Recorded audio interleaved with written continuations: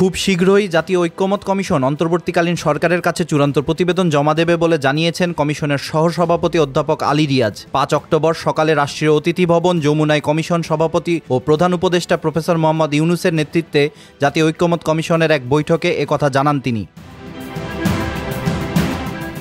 জীবন অবাক না করলে কে করবে? 28% মিল্ক ফ্যাটের অবাক করার সাথে ফ্রেশ মিল্ক পাউডার। জীবন অবাক করুক প্রতিদিন। প্রায় ঘণ্টাব্যাপী অনুষ্ঠিত এ বৈঠকে জুলাই সনদের বিষয়বস্তু ও এর বাস্তবায়ন পদ্ধতি নিয়ে রাজনৈতিক দলগুলোর মনোভাব ও এ বিষয়ে ঐক্যমত কমিশনের অবস্থান সম্পর্কে সভাকে অবহিত করা হয়। বৈঠকে প্রধান উপদেষ্টা প্রফেসর মোহাম্মদ ইউনূস ঐক্যমত কমিশনের কাজের অগ্রগতিতে সন্তোষ প্রকাশ করেন। কমিশনের সহসভাপতি অধ্যাপক আলী রিয়াজ বলেন, ঐক্যমত কমিশন সকল রাজনৈতিক দল থেকে ব্যাপকভাবে সহযোগিতা পেয়েছে। এছাড়া গণমাধ্যমগুলো ঐক্যমত কমিশনকে অকল্পনীয় সমর্থন দিয়েছে। কমিশন সভাপতি ও প্রধান উপদেষ্টা প্রফেসর মোহাম্মদ ইউনূস কমিশনের সকল সদস্যদের ধন্যবাদ ও শুভকামনা জানিয়েছেন। কমিশনের কাজের চূড়ান্ত অগ্রগতি সম্পর্কে দ্রুততম সময়ের মধ্যে তাকে জানানোর নির্দেশ দিয়েছেন।